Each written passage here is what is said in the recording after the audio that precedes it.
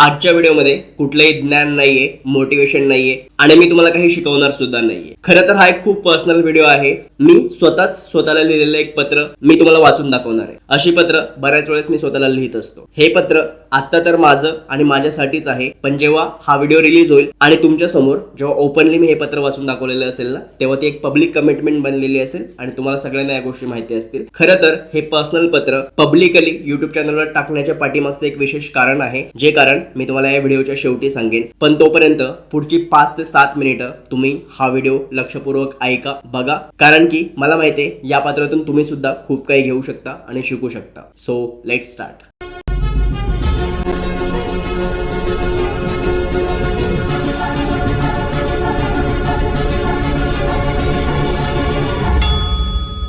मी directly सुरुवात करतो. Dear Suraj, जेव्हा डिसेंबर 2026 मध्ये तू पुन्हा हा व्हिडिओ बघत असशील तेव्हा कदाचित आयुष्यात बरंच काही बदललेलं असेल. आयुष्याच्या वेगळ्या फेजमध्ये तू असशील.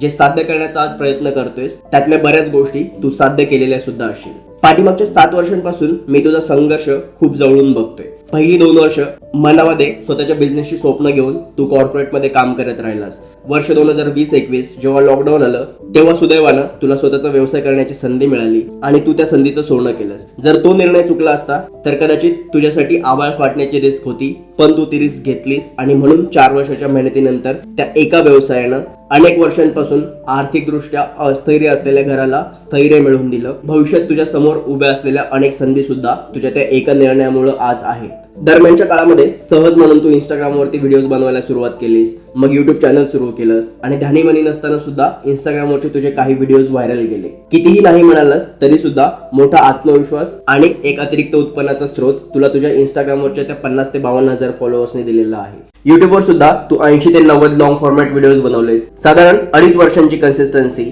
या सगळ्या गोष्टी तुझ्या करतोयस ना, त्या एवढ्याही सामान्य आणि सोप्या नाही. आजकाल सगळेच कन्फ्युज आहेत. काही जण पैशांबद्दल कन्फ्युज आहेत, काही जण करिअर बद्दल कन्फ्युज आहेत, काही जण त्यांच्या नातेसंबंधांमध्ये कन्फ्युज आहेत आणि बहुतेक जण स्वतःविषयीच कन्फ्युज आहेत. पण अशा वातावरणात सुद्धा तुझी एकाग्रता ढळली नाही. ज्या आत्मविश्वासाने आणि आयुष्यात काय हवं काय नको या सगळ्यांविषयीच्या स्पष्टतेने तू चालला आहेस ना, हेच तुझं वेगळेपण आहे. आणि म्हणूनच येणाऱ्या वर्षासाठी 3 खूप स्पेसिफिक आणि महत्वाची ध्येय जी तुझ्या आयुष्याला वेगळ्या वळणावर नेऊन ठेवतील मी तुला देतोय. ती तू पूर्ण करू शकशील याविषयी 100% खात्री आहे. म्हणूनच ध्येय पहिलं, डिसेंबर 2026 पर्यंत तुझा प्रायमरी सोर्स ऑफ इन्कम हा तुझा जॉब नसेल. आता ही खूप मोठी कमिटमेंट आहे मित्रा. आज जरी तू करत असलेला जॉब हा तुझा प्रायमरी सोर्स ऑफ इन्कम असेल, जॉब मधून येणाऱ्या पैशांवर तुझं आयुष्य स्थिर स्थावर असलं तरी सुद्धा तुझं ध्येय कम्फर्ट कधीच नव्हतं. तुला नेहमी हवं होतं ते स्वातंत्र्य, फ्रीडम. तुझ्या सगळ्या गरजा पूर्ण करून अकाउंट मध्ये शिल्लक असेल एवढा पैसा.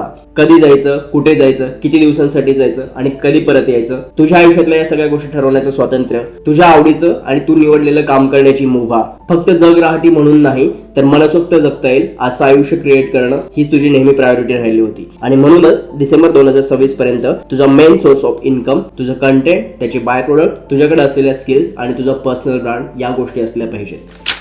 याविषयीची व्यवस्था आत्तापासूनच करायला घे. बरं, 2026च्या डिसेंबर मध्ये सुद्धा कदाचित तू नोकरी करत असशील, पण कंपल्शन किंवा सर्व्हायव्हल साठी म्हणून नाही, तर तू काम करत असशील कारण तुला ते करायचं आहे. केल्याशिवाय पर्याय नाही किंवा मग आपलं सर्व्हायव्हल भागणार नाही या कारणासाठी अजिबात नाही. हे तुझं पहिलं ध्येय आहे. ध्येय दुसरं, 2026 मध्ये तुझं कंटेंट फक्त नंबर्स साठी आणि व्ह्यूज साठी नाही तर इम्पॅक्ट साठी ओळखलं जावं. येणाऱ्या काळात तुझ्या चॅनलवरचे व्ह्यूज वाढतील, अल्गोरिदम बदलेल, ट्रेंड्स येतील आणि ट्रेंड्स जातील सुद्धा. पण यावर्षी सूरज टॉक्स म्हणजे करिअर ग्रोथ, फायनान्शियल डिसिप्लिन आणि लाईफ क्लॅरिटी याविषयीची शाश्वत माहिती मिळणारं चॅनल या कारणासाठी ओळखलं जावं. लोकांनी तुझ्या व्हिडिओज फक्त वेळ घालवण्यासाठी म्हणून नाही तर त्यांच्या आयुष्यातले महत्वाचे निर्णय घेण्यासाठी महत्वाची माहिती पुरवलं जाणारं चॅनल म्हणून बघावं. जेवढी मेहनत घेशील तेवढा सबस्क्रायबरचा काउंट वाढेल. इतर कोणीही क्रिएटर जो मोठा होत असतो, ग्रो करत असतो, तेव्हा त्याच्या आयुष्यामध्ये ज्या काही गोष्टी घडतात, नेम फेम, पैसा वगैरे बाकी सगळ्या गोष्टी, त्या तुझ्या आयुष्यात सुद्धा घडतील. पण त्यापेक्षा जास्त तुझ्यासाठी महत्वाचं असेल तुझ्या डीएम मध्ये येऊन तुझे सबस्क्रायबर्स आणि व्ह्युअर्स काय म्हणतात ही तुझी प्रायोरिटी असेल. कारण की डीएम मध्ये जेव्हा कोणीतरी येऊन तुला हे बोलेल की तुझ्या या व्हिडिओमुळे किंवा ह्या माहितीमुळे माझ्या आयुष्यात काहीतरी महत्वाचा बदल घडला, मी एखादा महत्वाचा निर्णय घेतला, हे जे अप्रिशिएशन आहे ना, ती खरी तुझी प्रायोरिटी आहे. त्यामुळेच येणाऱ्या वर्षामध्ये दर आठवड्याला एक व्हिडिओ हा कन्सिस्टंटली आलाच पाहिजे. पुढचे 52 आठवडे आणि 52 व्हिडिओज हे तुझे आले पाहिजे. यावर्षी म्हणजे 2025 मध्ये काही ठिकाणी मिस प्लॅनिंग झालं, काही वेळेला तुला कन्सिस्टंट राहता आलं नाही, काही वेळेस तू इमोशनल ट्रॅप मध्ये अडकलास. पण या सगळ्या चुका 2026 मध्ये तुला सुधारायच्या आहेत. लक्षात ठेव, जेव्हा कुणीच तुझ्यासाठी उभं राहणार नाही ना, अशा वेळेस तुझं काम हे तुझ्यासाठी उभं राहील. आणि म्हणूनच या कामाकडे कधीही दुर्लक्ष करू नकोस. आज तुझे 6000 सबस्क्रायबर्स आहेत, पण पुढच्या वर्षी किमान 40,000 ते 50,000 सबस्क्रायबर्स तुझ्या चॅनलवरती असतील, एवढीच माफक अपेक्षा आहे. ध्येय तिसरं, डिसेंबर 2026 पर्यंत तुझ्या आयुष्यातली क्लॅरिटी ही तुझी अचिव्हमेंट असेल. आणि असं मी का म्हणतोय हे तुम्हाला आत्ता कळेल. तू किती कमवतोस, तुझे फॉलोअर्स किती, किंवा तुझ्या आयुष्यात तू किती व्यस्त आहेस, या सगळ्या गोष्टी तुझ्यासाठी सेकंडरी असतील. पण प्रायमरी गोष्टी काय असतील माहितीये? तर रोज सकाळी उठताना तुला तुझा उद्देश माहिती पाहिजे. तुझ्या आवडीने आणि निवडीने तू काम करत असशील. तुझ्या आयुष्यातली महत्वाची माणसं, महत्वाची नाती ही तुझ्या लाईफमध्ये पॉझिटिव्हली कॉन्ट्रीब्यूट करत असशील आणि सेम तू त्यांच्या लाईफमध्ये सुद्धा पॉझिटिव्हलीच कॉन्ट्रीब्यूट करत असशील. तू फिजिकली आणि मेंटली तुझ्या बेस्ट फॉर्म मध्ये असशील. आयुष्यात तू फक्त बिझी नसशील तर पर्पज ड्रिव्हन असशील. तुझा पैसा, तुझी वेळ आणि तुझं काम हे एकमेकांशी भांडत नसतील. ही गोष्ट खूप लोकांसोबत होते. त्यांच्याकडे पैसे नेहमीच कमी असतात, वेळ कुठे जाते माहित नसतं आणि 90% लोक ते जे काम करत असतात ना त्यांना आवडत नसतं. आणि या 3 गोष्टींमध्ये जेव्हा कॉन्फ्लिक्ट तयार होतो ना, तेव्हा जिंदगी झंड होते. आणि म्हणून मी स्वतःसाठी लिहिले की तुझा पैसा, तुझी वेळ आणि तुझं काम हे एकमेकांशी लढत नसतील, तर ते एकत्र मिळून तुझं आयुष्य अजून सुंदर बनवण्याचं काम करत असतील. आणि त्यापेक्षा जास्त महत्वाचं म्हणजे तू आतून, तुझ्या अंतर्मनातून जास्त तृप्त आणि जास्त सॅटिस्फाईड होत जाशील. हे महत्वाचं ध्येय आहे. कारण की आयुष्य जास्त कॉम्प्लिकेटेड आणि जास्त कन्फ्युजिंग बनत राहिलं तर मग आपण जेवढी मेहनत घेतोय, ज्या सगळ्या गोष्टी करतोय, त्याला काहीही अर्थ उरणार नाही. जेवढे रिसोर्सेस लाईफ मध्ये वाढतील तेवढं जास्त सॅटिस्फॅक्शन सुद्धा वाढलं पाहिजे. आणि म्हणून मी स्वतःला या ठिकाणी म्हणतोय की या सगळ्या गोष्टींविषयीची क्लॅरिटी जेव्हा तुझ्या लाईफमध्ये येईल ना, तेव्हा खऱ्या अर्थानं तू लाईफमध्ये ग्रो करतोय आणि ती तुझी अचिव्हमेंट असेल. पुढे असं लिहिलंय, बरं यातली एखादी गोष्ट पूर्ण नाहीच झाली तरी सुद्धा तुझ्यावरती आभाळ कोसळणार नाहीये. पण महत्वाचं हे आहे की तू प्रामाणिकपणे प्रयत्न केलेस का, पूर्ण वेळ कन्सिस्टंट राहिलास का, आणि स्वतःच्या हाताने स्वतःला हरवण्याचं काम तर नाही ना केलंस. कारण की आपल्यापैकी बहुतेक जण स्वतःला सर्वांचं काम ऍक्च्युअली करत असतात. अर्थात तुझा एवढ्या वर्षांचा संघर्ष मी खूप जवळून बघितलाय, त्यामुळे तू प्रयत्नात कधीही कमी पडणार नाहीस याची पूर्ण खात्री आहेच. चल भेटूयात पुन्हा नवीन वर्षामध्ये नव्या उमेदीनं आणि नव्या जिद्दीने. All the best.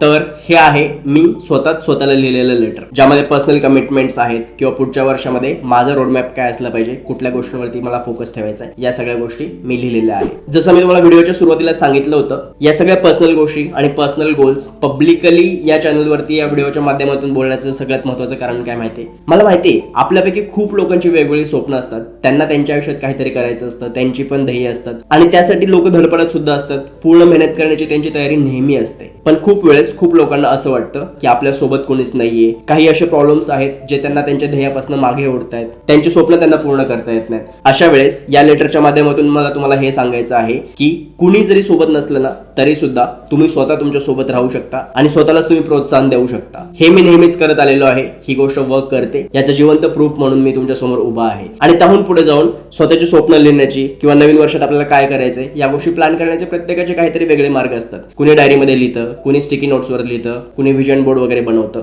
तसा हा माझा मार्ग आहे. अशी पत्र मी स्वतःला लिहित असतो आणि रिमाइंड करत असतो की माझं पोटेन्शियल काय आहे ते, कारण की माझा संघर्ष माझ्या इतका जास्त अजून कोणालाही माहिती नाहीये. You can not predict your future but you can design it. आणि ते डिझाईन कसं करायचं असतं तर असं करायचं असतं. या व्हिडिओ नंतर मला तुमच्याकडून एकच गोष्ट हवी आहे, तुमच्या 2026चे 3 सगळ्यात मोठी स्वप्न कुठली आहेत ते मला कमेंट बॉक्समध्ये लिहून सांगा. आणि जर का आयुष्यात कधीही तुम्ही स्वतःसाठी असं काहीही लिहिलेलं असेल, तुम्ही जर का ते शेअर करण्यामध्ये कम्फर्टेबल असाल तर कमेंट बॉक्समध्ये तुम्ही शेअर करू शकता किंवा पर्सनली शेअर करायचं असेल तर आपल्या इंस्टाग्रामवरती जाऊन तुम्ही मला DM सुद्धा करू शकता. ते ऐकायला आणि वाचायला मला नक्की आवडेल. सो जर का व्हिडिओ आवडला असेल तर लाईक करा. तुमचे काही जर प्रश्न असतील किंवा तुमची स्वप्न सुद्धा कमेंट बॉक्समध्ये मला नक्की सांगा. हा व्हिडिओ तुमच्या सगळ्या मित्रांसोबत पण शेअर करा ज्यांची स्वप्न मोठी आहेत आणि ज्यांची धडपड करण्याची तयारी आहे, मेहनत घेण्याची तयारी आहे. आपण पुन्हा भेटूत पुढच्या आठवड्यामध्ये अशाच एका माहितीपूर्ण आणि महत्त्वाच्या व्हिडिओ सोबत. तोपर्यंत आपली आणि आपल्या सगळ्या माणसांची काळजी घ्या. This is Suraj Thite signing of.